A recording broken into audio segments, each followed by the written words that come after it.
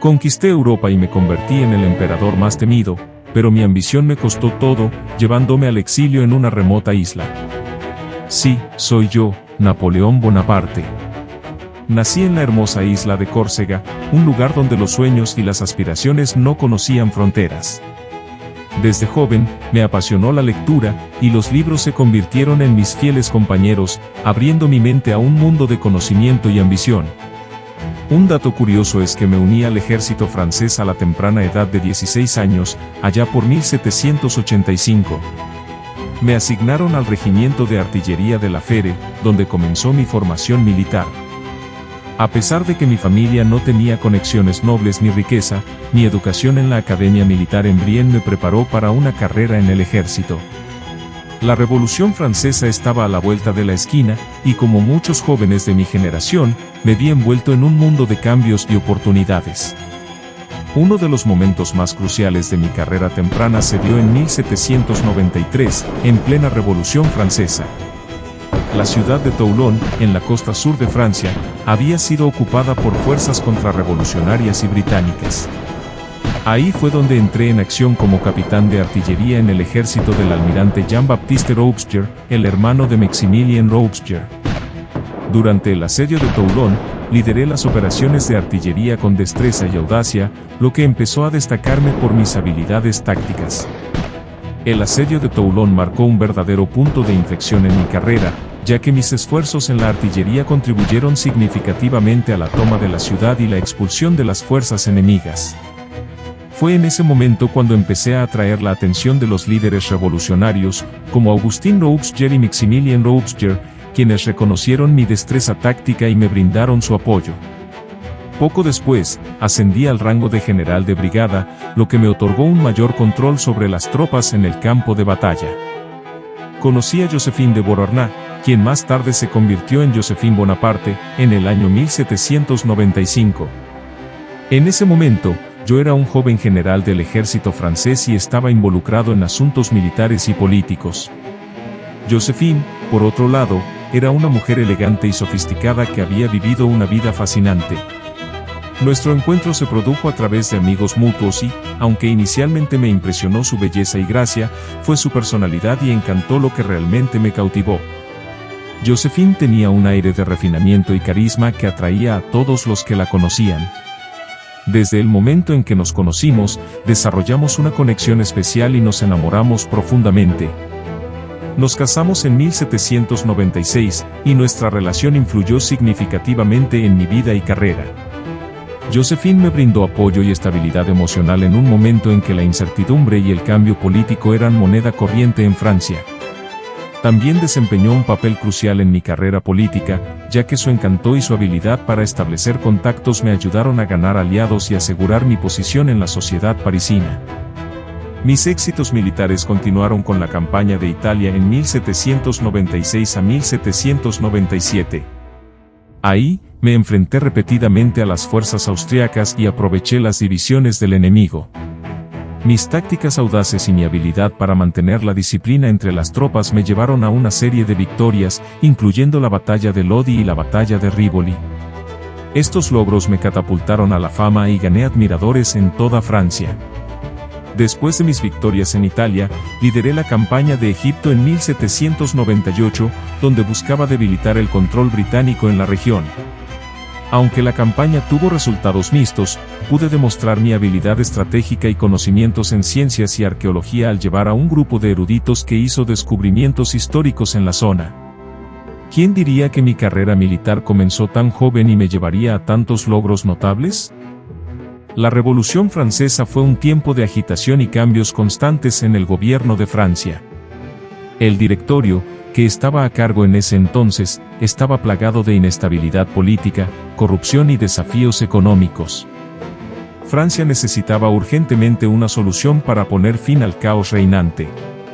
El golpe de estado del 18 de Brumario fue orquestado por un grupo de líderes notables, incluyendo a Emmanuel Joseph Sieyès, Roger Ducas, y, por supuesto, yo, Napoleón Bonaparte. Sieyès, un influyente miembro del directorio, jugó un papel fundamental en la planificación del golpe. Juntos, concebimos un plan para derrocar al directorio y establecer un nuevo sistema de gobierno más estable. Mi participación en el golpe fue esencial. En ese momento, era un general con un alto prestigio debido a mis éxitos militares en Italia y Egipto. Sieyès me persuadió para liderar las Fuerzas Armadas en apoyo al golpe, y acepté la oferta. Organicé a las tropas en París, asegurando que estuvieran bajo mi control. El resultado del golpe fue la creación del consulado, un nuevo sistema de gobierno compuesto por 3 cónsules, donde fui nombrado primer cónsul.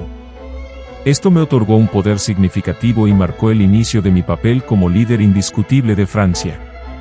Este evento marcó el fin de la Revolución Francesa y el comienzo de una nueva era en la historia de Francia. Uno de mis logros notables durante mi tiempo como primer cónsul fue la firma del Tratado de Amiens en 1802, que puso fin a la guerra de la Segunda Coalición y estableció la paz entre Francia y Gran Bretaña. Esto marcó un periodo de relativa calma en Europa.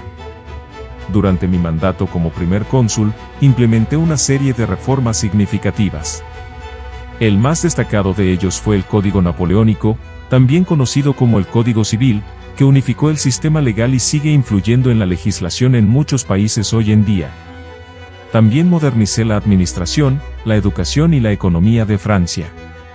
En 1802, un referendo en Francia aprobó la Constitución del año X, que me otorgó el título de primer cónsul vitalicio, brindándome un mandato a largo plazo. Esta posición fortaleció aún más mi control sobre el país y me permitió establecer un gobierno más autoritario. Mi proclamación como emperador de los franceses en 1804 marcó un punto crucial en mi carrera y en la historia de Francia.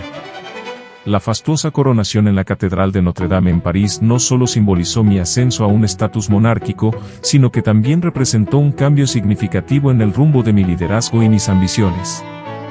Mi ambición de expandir el dominio francés y consolidar mi poder en Europa era evidente a medida que avanzaba en mis campañas militares y estratégicas. Anexé territorios y creé estados satélites bajo el control francés en Italia, Países Bajos y Suiza, lo que amplió mi influencia por todo el continente.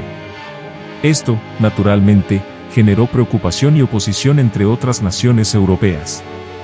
En particular, Austria, que había perdido territorios en Italia debido a mis campañas militares, consideró mi expansión como una amenaza directa a su imperio.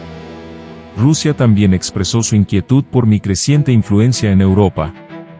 La formación de la Tercera Coalición en 1805, compuesta por Gran Bretaña, Austria, Rusia, Suecia y Nápoles, fue su respuesta a mi poder en ascenso y mis ambiciones expansionistas.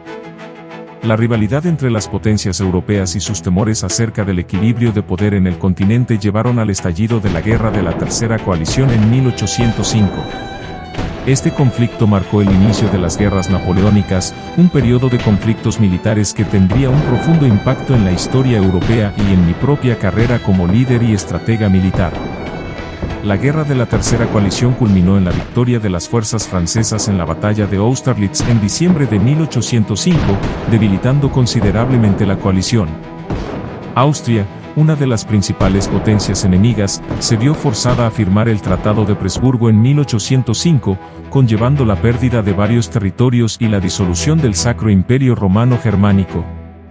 Esta serie de victorias francesas allanó el camino para la creación de la Confederación del Rin en 1806.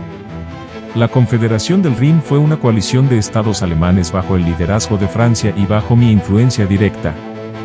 Surgió como respuesta a las ambiciones expansionistas de Francia en Alemania y transformó la política de la región. La Confederación del Rin debilitó el poder del Sacro Imperio Romano Germánico y redujo la influencia de Austria en la región. Mi estrategia de crear estados satélites o aliados en Europa Central tenía como objetivo fortalecer mi control en el continente y debilitar a mis oponentes. Esta política reconfiguró de manera significativa el equilibrio de poder en Europa, desencadenando tensiones diplomáticas y conflictos militares que perdurarían a lo largo de las guerras napoleónicas. Esto generó preocupaciones y oposición, particularmente de Gran Bretaña. Una de las políticas más notables que implementé en este escenario fue el bloqueo continental. El bloqueo continental, anunciado en el Decreto de Berlín en 1806, fue una estrategia destinada a aislar económicamente a Gran Bretaña y debilitar su economía. Bajo esta política, los territorios controlados por Francia y sus aliados se comprometieron a no comerciar con Gran Bretaña. Esto tenía como objetivo reducir la influencia británica en Europa y socavar su capacidad de librar una guerra económica. Sin embargo, el bloqueo continental también tuvo efectos significativos en otros países europeos, lo que llevó a tensiones diplomáticas y conflictos comerciales. Aunque Rusia y Prusia inicialmente se unieron al bloqueo, finalmente lo abandonaron, lo que condujo a la Guerra de la Cuarta Coalición en 1806 a 1807, compuesta por Prusia, Rusia, Suecia y Gran Bretaña, tenía como principal objetivo desafiar mi expansión y poner fin a mis políticas que habían alterado el equilibrio de poder en Europa. La guerra estalló en 1806, y una de las batallas más destacadas fue la batalla de Jena-Auerstedt en octubre de ese año. En esta batalla, mis tropas derrotaron a las fuerzas prusianas, debilitando significativamente a Prusia y llevando a la ocupación de Berlín. Mi victoria en la batalla de Auerstedt y la posterior ocupación de Prusia marcaron hitos cruciales en la guerra. Mientras la Guerra de la Cuarta Coalición continuaba en 1807 con las batallas de Eylau y Friedland, algo crucial estaba ocurriendo en la península ibérica. La intervención francesa allí estaba desencadenando la Guerra de la Independencia española. Mientras luchaba en otros frentes, en España, los españoles se alzaban contra la presencia francesa, que percibían como una invasión y una violación de su soberanía. A pesar de las dificultades y las pérdidas significativas en la Guerra de la Cuarta Coalición, mis tácticas militares exitosas llevaron a la victoria en batallas como Eylau y Friedland. Sin embargo, al mismo tiempo, en España, la resistencia crecía y los eventos en la península tendrían un impacto duradero en el curso de las guerras napoleónicas. La batalla de Tilsit en julio de 1807 marcó el final de la Guerra de la Cuarta Coalición y resultó en tratados de paz con Prusia y Rusia, fortaleciendo mi posición en Europa. Mientras celebraba estos logros diplomáticos en el continente, la Guerra de la Independencia española seguía desafiando mi control y generando una creciente oposición en la península ibérica. Los españoles, profundamente resentidos por lo que consideraban una ocupación extranjera y una violación de su soberanía, se levantaron en resistencia. Esta guerra, que se prolongó durante varios años, resultó en una feroz lucha en toda España. La Guerra de la Independencia española se caracterizó por tácticas de guerrilla, en las que los partisanos españoles llevaban a cabo ataques sorpresa y hostigaban a las fuerzas francesas en un conflicto asimétrico. Esta resistencia tenaz y persistente complicó enormemente mis esfuerzos por consolidar el control sobre la península ibérica. Mientras luchaba por sofocar la resistencia española, se produjeron tensiones adicionales con otras potencias europeas, que veían mi intervención en España como un factor desestabilizador. La Guerra de la Independencia española no solo desafió mi capacidad para mantener el control en la península ibérica, sino que también tensó mis recursos y mi influencia en Europa. Las tácticas de guerrilla y la resistencia española demostraron ser un obstáculo formidable, y esta lucha se prolongaría durante varios años. A pesar de los desafíos en la península ibérica, mi éxito en otros frentes y mi habilidad para manejar conflictos y diplomacia contribuyeron a fortalecer mi influencia en Europa durante este periodo.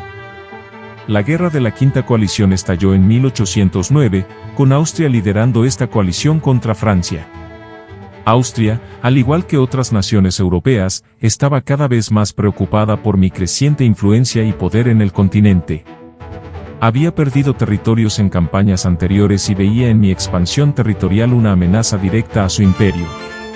En este contexto, la Quinta Coalición se formó como una respuesta a mis ambiciones expansionistas y al desequilibrio de poder en Europa que yo representaba. Austria asumió un papel de liderazgo en esta coalición, reuniendo a otras naciones europeas para desafiar mi dominio. La batalla de Wagram en julio de 1809 se convirtió en un conflicto crucial en esta guerra. A pesar de su encarnizada lucha, logré una victoria que obligó a Austria a firmar el Tratado de Schönbrunn. Este tratado reforzó mi control sobre gran parte de Europa Central y llevó a la incorporación de territorios austriacos en el Imperio francés. En ese tiempo, la incapacidad de Josephine de darme un heredero biológico llevó a tensiones y desacuerdos, lo que finalmente nos llevó al divorcio en 1810. Este divorcio, además de los asuntos personales, tuvo implicaciones políticas importantes, ya que necesitaba un heredero para consolidar mi poder en el trono. Después de mi divorcio de Josephine, me casé con María Luisa de Habsburgo-Lorena en ese mismo año.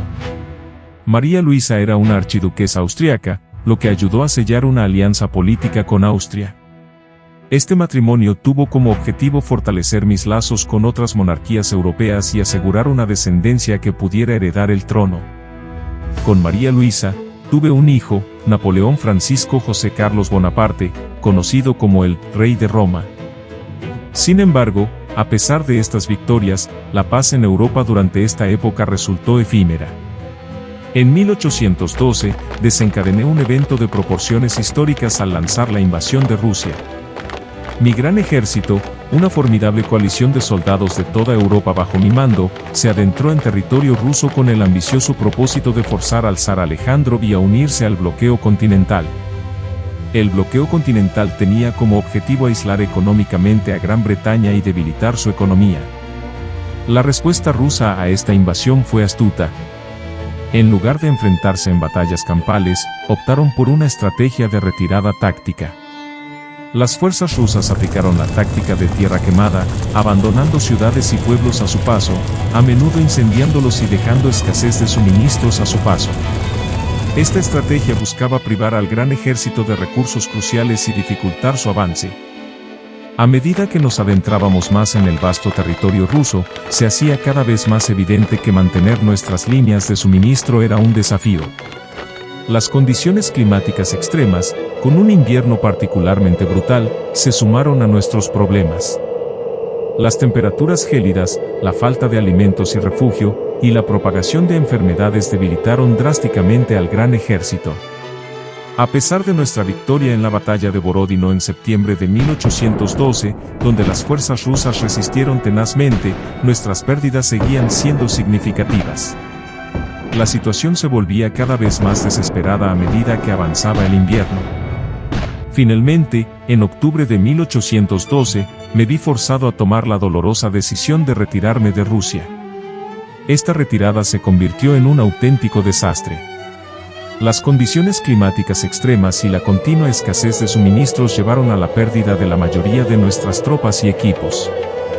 De los cientos de miles de soldados que habían emprendido la invasión de Rusia, solo un puñado logró regresar, marcando un punto de inflexión en las guerras napoleónicas y debilitando significativamente mi poder en Europa.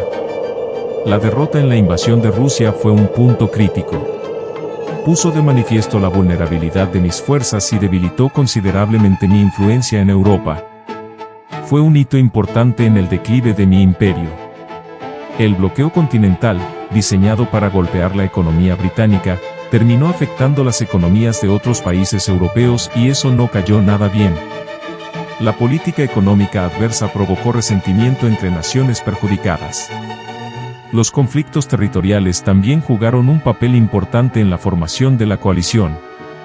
Las guerras napoleónicas habían alterado las fronteras y la propiedad de tierras en Europa, lo que hizo que países que habían perdido territorios o influencia quisieran recuperar lo perdido.